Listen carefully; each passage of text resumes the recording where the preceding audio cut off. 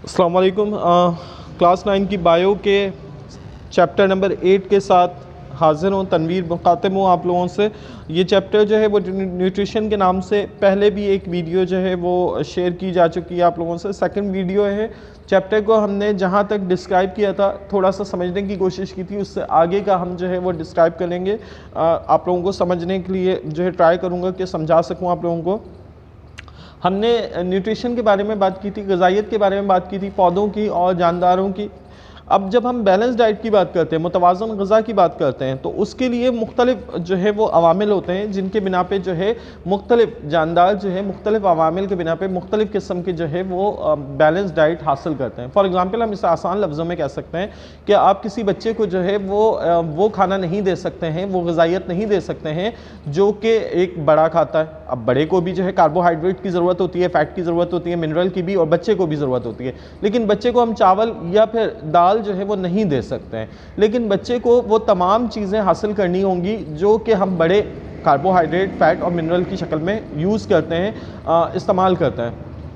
तो वो दूध की शक्ल में हासिल करेगा या फिर दलिया की शक्ल में हासिल करेगा। मुख्तलिफ और जो अनाज होते हैं उनको जो है दलिया की शक्ल में यूज़ करके जो है वो ग़िज़ाइयत हासिल करेगा। इसी तरह ख़वातीन जो होती हैं उनको कुछ चीज़ें जो हैं वो ज़्यादा मिक़दार में इस्तेमाल करनी चाहिए। फॉर एग्ज़ाम्पल कैल्शियम, मिनरल्स, या फिर ख़वातीन के हवाले से जो ख़वातीन या जेंट्स बूढ़े हो रहे हों, जिनकी उम्र रसीदा हो, तो उनको मुख्तलिफ़ अशिया को इस्तेमाल करते हुए एहतियात बरतनी चाहिए। नमक को या फिर ऑयल को, फ़ैट को, मतलब ये तमाम चीज़ें एहतियात के साथ इस्तेमाल करनी चाहिए ताकि उनके जिस्म में जो है वो सिर्फ मुतवाज़न ग़िज़ा जो है वो हम इस्तेमाल करें, ताकि हमारे जिस्म में किसी किस्म की कारकर्दगी जो है उसमें मुतासर ना कर सके, हमारी ग़िज़ा जो है वो हमारे कारकर्दगी को मुतासर ना कर सके।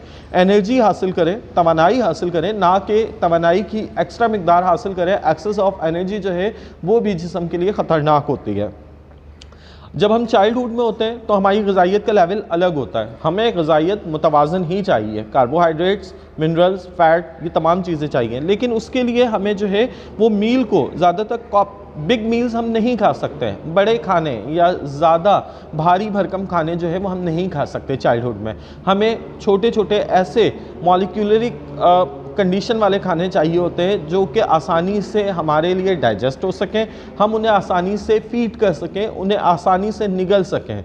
ये छोटे खाने जो होंगे या ग़िज़ाइयत हासिल करने वाले ये खाने जो चाइल्डहुड में इस्तेमाल होंगे, ये हमारी एज के साथ साथ आहिस्ता आहिस्ता तब्दील होते रहेंगे।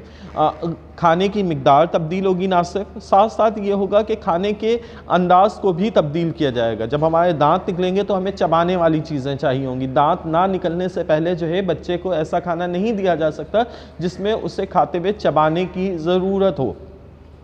जब हम चाइल्डहुड से एडल्टहुड की जानिब आएंगे, मतलब ऐसा वक्त जब हम बालिग हो जाएंगे, तो उस टाइम क्योंकि जिस्मानी नशोनुमा बड़ी तेज़ी से बढ़ रही होती है, आपका कद, आपकी आवाज़, आपके जो बॉडी में मुख्तलिफ़ चेंजेस की शक्ल में, जैसे लड़के होते हैं तो उनके हेयर्स जो है वो शो हो जाते हैं, या मुख्तलिफ़ और बॉडी जो चेंजिंग है वो शो होने लगती है। तो उसके लिए ग़िज़ाइयत की भी ज़्यादा से ज़्यादा मिक़दार चाहिए होती है।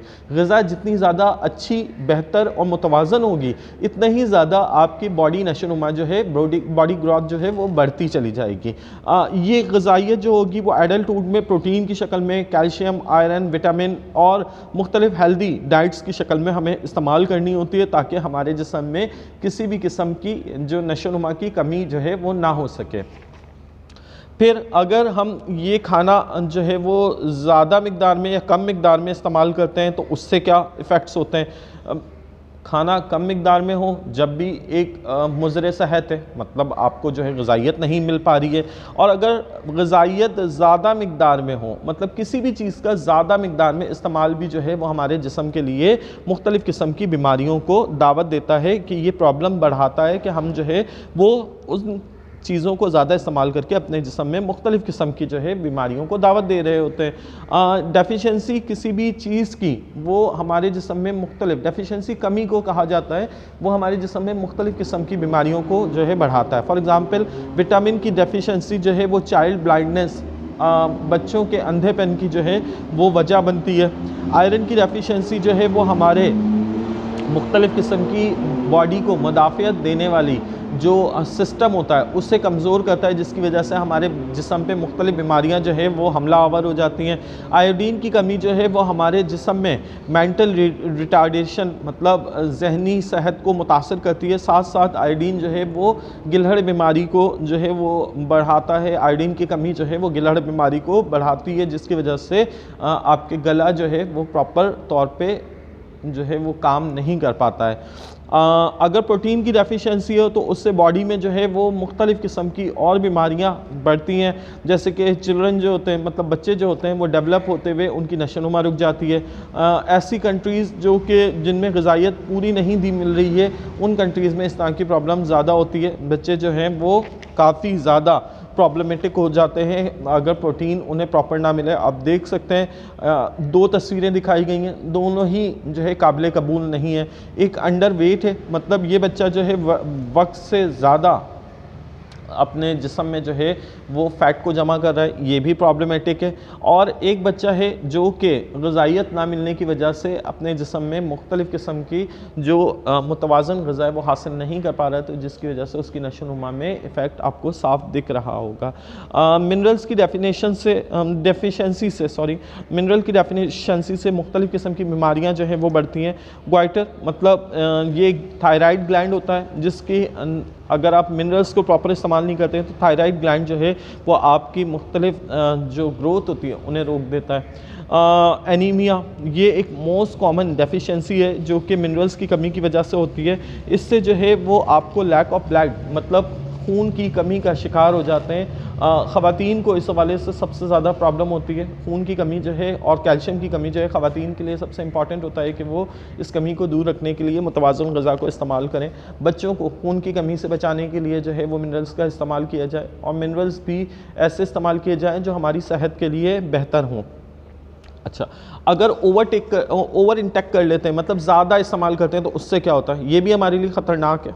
ज़्यादा ग़िज़ाइयत से भरपूर चीज़ें भी हमारे जिस्म में जो है वो बीमारियों को दावत दे रही होती है। फॉर एग्ज़ाम्पल अगर हम स्टारवेशन की बात करें, ये सीवियर डेफिशिएंसी होती है जिसके ज़रिए जो है वो एनर्जी ज़्यादा हासिल की जाती है। इससे जो है वो हमें मुख्तलिफ़ किस्म की हमारे जो ऑर्गन्स होते हैं वो इफ़ेक्ट होने लगते हैं, सिस्टम में तब्दीली आने लगती है। ये तरीक़ाकार इस तरह का कि अगर आप ह्यूमन बीइंग जो है वो इंसान जो है वो ज़्यादा किसी चीज़ को इस्तेमाल करता है तो उसके जिस्मानी जो आज़ा होते हैं वो आहिस्ता आहिस्ता काम करना बंद करना शुरू कर देते हैं, या फिर इवेंचुअली उसकी डेथ की जानिब जो है वो बढ़ने लगता है। फॉर एग्ज़ाम्पल अगर हम दिल की बात करें, ज़्यादा चिकनाई जो है वो दिल के गिर्द जमा होने लगती है फ़ैट की शक्ल में, और आखिरकार दिल के काम को मुतासर करती है और डेथ की शक्ल में जो है इसका रिज़ल्ट सामने आता है।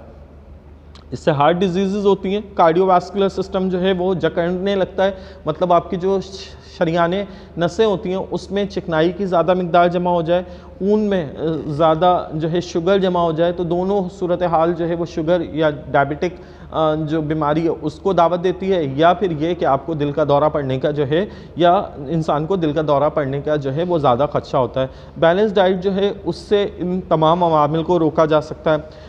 ज़्यादा जो हमारे जिस्म में ऐसे मादे जमा हो जाएं जो हमारे जिस्म के लिए काबिल कबूल ना हो, ज़्यादा मिकदार में हो, एक्सेस हो, तो इस सूरत हाल में कॉन्स्टिपेशन कब्ज़ का मर्ज़ जो है वो लाहक हो जाता है। ये बहुत सारी बीमारियों को दावत देता है। कब्ज़ जो है वो कॉन्स्टिपेशन की शक्ल में जो है वो हमारे जिस्म के मुख्तलिफ़ ऑर्गन्स को जो है वो आहिस्ता आहिस्ता काम करना बंद करवा देता है। ओबेसिटी मतलब आपको जो है वो मोटापा, एक शदीद किस्म का मोटापा जो होता है या एक ज़्यादा फ़ैट का जमा हो जाना भी जो है एक बीमारी है। इस तरह के मर्ज़ में मुब्तला अफराद जो है मुख्तलिफ़ एक्टिविटीज़ को परफॉर्म नहीं कर पाते हैं, ज़िंदगी को वैसे इंजॉय नहीं कर पाते हैं, साथ साथ इनका मौत का जो एक परसेंटेज है वो भी ज़्यादा होती है। मुख्तलिफ़ बीमारियाँ मतलब दिल की बीमारियाँ, शुगर की बीमारियाँ, या फिर अदर एक्टिविटीज़ जो हम लोग नॉर्मली अंदाज में अदा कर पाते हैं, आम इंसान अदा कर पाता है, वो इनके लिए मुमकिन नहीं हो पाता।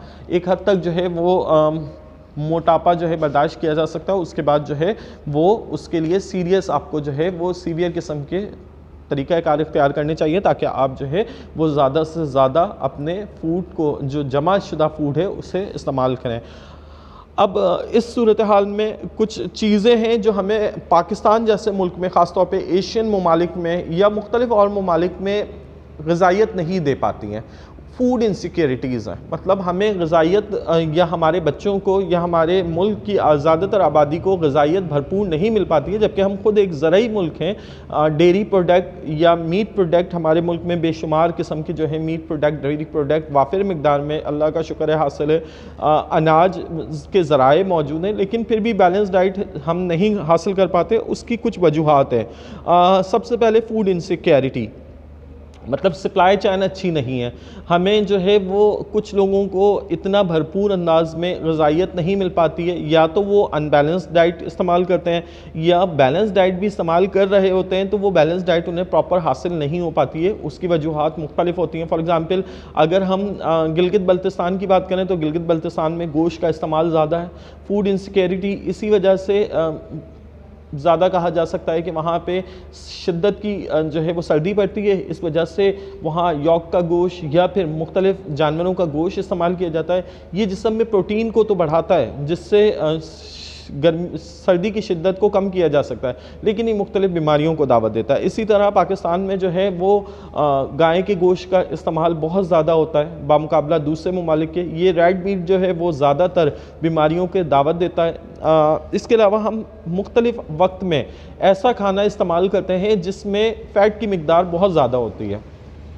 ये भी हमारे लिए जो है वो मसाइल का जो है मौजब बनते हैं। ज़्यादातर जो मुतवाज़न ग़िज़ा होती है वो हेल्दी फूड जो होता है वो हम एक्सपोर्ट कर देते हैं। अनाज या फिर अनाज मौजूद होता है लेकिन लोगों को नहीं मिल पाता। इस सूरत हाल में जो है वो आपके मुख्तलिफ वजूहात के बिना पे आवाम को प्रॉपर खाना नहीं मिल पाए या प्रॉपर ग़िज़ाइयत ना मिल पाए, तो ये एक वजह होती है। फिर दूसरी वजह होती है पॉवर्टी, गुर्बत। ये गुर्बत जो है वो फूड डेफिशिएंसी को बढ़ा देती है। लैकनेस जो है वो फूड की ज़्यादा हो जाती है। इस सूरत हाल में भी जो है हम प्रॉपर डाइट हासिल नहीं कर पाते हैं। बहुत सारे लोग जो है वो दूध को सिर्फ गुर्बत की वजह से अगर इस्तेमाल नहीं कर पाते हैं तो ये भी उनके लिए मुख्तलिफ बीमारियों का सबब बन जाता है। अगर हम प्रॉपर डाइट इस्तेमाल करना चाह रहे हैं और उसमें कुछ वजूहात हैं जिनके बिना पे प्रॉपर डाइट हासिल नहीं कर पाते, तो उनकी असरात जो है हमारी सेहत पे कुछ अरसे में ही नमूदार होना शुरू हो जाएंगे। इसकी एक अहम वजह जो प्रॉपर डाइट हासिल ना करने की अहम वजह है वो एक पॉवर्टी भी है, गुर्बत भी है। इनइक्वालिटी, मसावात नहीं है। खाना किसी को जो है वो प्रॉपर हासिल हो पाता है, लेकिन कुछ लोग ऐसे होते हैं जिन्हें एक वक्त की रोटी, एक वक्त का खाना भी जो है वो प्रॉपर हासिल नहीं हो पा रहा। इसकी वजह से भी जो है बैलेंस डाइट का मसला रहता है। लोगों को ज़्यादातर ऐसी ग़िज़ा हासिल होती है जो उनके लिए प्रॉपर नहीं होती है, मतलब गला सड़ा फूड इस्तेमाल किया जाता है या फिर ऐसा खाना इस्तेमाल किया जाता है जो बैलेंस के हवाले से, डाइट के हवाले से बैलेंस नहीं होता। ये इनइक्वालिटी भी जो है वो ग़िज़ाइयत में हासिल करने में एक अहम किरदार अदा कर रही होती है।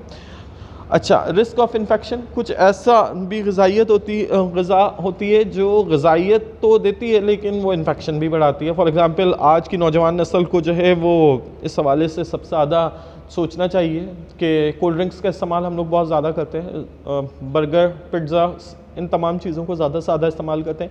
ये चीज़ें हमें शायद जायका तो देती हों लेकिन ये हमारे जिस्म में ग़िज़ाइयत नहीं प्रोवाइड करती हैं, एनर्जी लेवल को प्रॉपर नहीं कर पाती हैं। कोल्ड ड्रिंक हमारे लिए सिर्फ जायके की हद तक तो अच्छी होती है लेकिन हमारे जिस्मानी साख में ये किसी भी किस्म की डाइट को प्रॉपर नहीं कर पाती है। उसके मुकाबला दूध जो है वो हमारे जिस्म में ग़िज़ाइयत ज़्यादा अदा करता है। इसी तरह जो मुख्तलिफ़ और खाने होते हैं जिन्हें हम इतना आसानी से नहीं हज़म करते या खाते नहीं हैं, दाल हो गई, सब्ज़ी हो गई, इसके साथ साथ जो है वो हम गोश्त को ज़्यादा प्रेफर करें, तो इस सूरत हाल में भी हमारे लिए जो है वो रिस्क ऑफ इन्फेक्शन का रिस्क जो है वो बढ़ता चला जाता है। मतलब आपको गोश्त भी खाना है लेकिन दालों और सब्ज़ियों को भी इस्तेमाल करते रहना है ताकि जो प्रोटीन या फिर आपको मिनरल्स सब्ज़ी या दालों से मिलता है वो गोश्त से अगर नहीं मिल पा रहा है तो उसका इफ़ेक्ट जो है वो आपके जिस्म पे नहीं हो। ब्लड की डिस्ट्रॉय बढ़ जाता है अगर आप प्रॉपर डाइट नहीं इस्तेमाल करते हैं। मतलब आपको प्रॉपर डाइट जो है वो आपको मुख्तलिफ़ किस्म की बीमारियों से नहीं ना सिर्फ बचाता है बल्कि खून की कमी से भी बचाता है। अब आ जाते हैं लास्ट बट नॉट लीस्ट इस चैप्टर के इम्पॉर्टेंट हिस्सा, बीमारियाँ कौन कौन सी होती हैं। अगर खाने को प्रॉपर डाइट के साथ ना खाया जाए तो ग़िज़ाइयत प्रॉपर डाइट के साथ ना हो तो क्या क्या बीमारियाँ हो सकती है। सबसे पहले डायरिया। अगर हम ऐसा पानी इस्तेमाल करते हैं, ऐसी ग़िज़ाइयत हासिल करते हैं जो कि हमारे लिए प्रॉपर ना हो, तो इस सूरत हाल में हमें डायरिया जो है वो हो सकता है। डायरिया पेचिश की एक शक्ल होती है जिसमें इंसानी जिस्म से जो है वो पानी की बहुत बड़ी मिकदार जो है वो खारिज हो जाती है, जिसके बाद जो है वो आपको फ़ीवर भी हो सकता है, आपको मुख्तलिफ एब्डोमिनल पेट की बीमारियां भी जो है वो फ़ील होंगी, वीकनेस बहुत ज़्यादा होगी। इस सूरत हाल में आपको जो है डायरिया की शक्ल में जो है मुख्तलिफ़ किस्म की एनर्जी लेवल जो है वो कमी का उसके शिकार होंगे। आप आहिस्ता आहिस्ता जो है उसके लॉस होने से, एनर्जी के लॉस होने से आपको जो है वो मुख्तलिफ़ किस्म की जो है वीकनेस शामिल हो जाएंगी, जिसके बाद जो है वो आहिस्ता आहिस्ता आपका जिस्म वीक होता चला जाएगा। फिर आ जाता है सेकंड टाइप, कॉन्स्टिपेशन। कॉन्स्टिपेशन मैंने पहले बताया कब्ज़ को कहते हैं। ये जो बीमारी होती है वो फ़ाइबर के इस्तेमाल ना करने की वजह से होती है। फ़ाइबर मतलब रेशेदार जो ग़िज़ा होती है उनके इस्तेमाल ना करने की वजह से होती है। रेशेदार ग़िज़ा में दालें सबसे इम्पॉर्टेंट है, मुख्तलिफ़ सब्ज़ियाँ हैं, ये तमाम की तमाम चीज़ें जो हैं वो हमारे जिस्म में फ़ाइबर को पैदा करती हैं। ये फ़ाइबर जो है वो रेशा पैदा करता है जो हमारे जिस्म में जो है वो डाइजेशन के सिस्टम को बेहतर करता है। ये जो हम आटा इस्तेमाल करते हैं इसमें फ़ाइबर की बहुत बड़ी मिकदार शामिल होती है, इससे हमारे जिस्म का जो डाइजेशन सिस्टम है ये बेहतर हो जाता है। ये अगर ना हो, मतलब फ़ाइबर ना मौजूद हो, तो हमारे जिस्म में जो हमारा जो वेस्ट मटेरियल है उसको खारिज होने में बहुत प्रॉब्लम होती है, जिसके बायस हमें कॉन्स्टिपेशन मतलब कब्ज़ की शिकायत हो जाती है। ये कब्ज़ जो होता है वो हमारे जिस्म में मुख्तलिफ़ टाइप की जो खाने होते हैं उन्हें डाइजेस्ट करने के बजाय जिस्म में जमा करता रहता है और आखिरकार ये जिस्म के लिए जहरीला मवाद बन जाता है। सो हमें फ़ाइबर वाली चीज़ें ज़्यादा से ज़्यादा इस्तेमाल करनी चाहिए ताकि हमारे जिस्म में जो है वो कब्ज़ की शिकायत ना हो। फिर आ जाता है यूलिकर, पैपेटिक यूलिकर। ये एक ऐसी बीमारी होती है जिसके ज़रिए जो है वो मुख्तलिफ़ किस्म के एसोफेगल यूलिकल्स होते हैं। मतलब हमें मुख्तलिफ़ किस्म की जो है वो ऐसी बीमारियां लग जाती हैं, ऐसी चीज़ें ग़िज़ाइयत के तौर पे इस्तेमाल करने से जिनका हमारे जिस्म में जो है इफ़ेक्ट बहुत शदीद किस्म का होता है। स्मोकिंग, ड्रिंकिंग कॉफ़ीज़ मतलब ज़्यादा से ज़्यादा कॉफ़ीज़ को इस्तेमाल करना, स्मोकिंग करना, कोलास को इस्तेमाल करना मतलब कोको कोला और ये जो पेप्सी कोला टाइप होती हैं इन चीज़ों का इस्तेमाल करना। इन चीज़ों की वजह से जो है वो हमारे जिस्म में ग़िज़ाइयत का लेवल तो नहीं बढ़ता बल्कि मुख्तलिफ़ ऐसी अशिया बढ़ जाती हैं जो हमारे जिस्म के लिए नुकसानदेह होती हैं, मतलब कार्बन डाइऑक्साइड का बढ़ जाना या फिर मुख्तलिफ़ और जो है ऐसे खाने जो कि हमें सिर्फ जायका देते हो और उनका इफ़ेक्ट अच्छा ना हो। स्पाइसी फूड्स, पाकिस्तान में, एशिया में स्पाइस का बहुत ज़्यादा इस्तेमाल होता है, मसालों का इस्तेमाल बहुत ज़्यादा होता है, ये हमारे जिस्म में जो है मुख्तलिफ़ किस्म की बीमारियों को बढ़ाते हैं। तो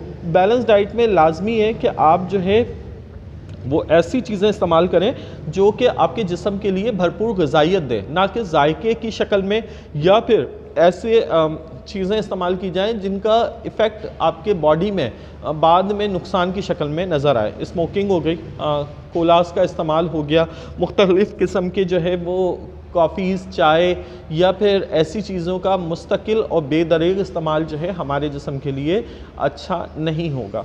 सो इस चैप्टर में काफ़ी बड़ा चैप्टर था, काफ़ी कॉम्प्लिकेटेड भी था, लेकिन एक्सप्लेन करते हुए कोशिश की गई कि शॉर्टली जो है वो आप लोगों को एक्सप्लेन कर दिया जाए, आप लोगों को बता दिया जाए कि चैप्टर जो है उसका मेन मोटिव क्या है।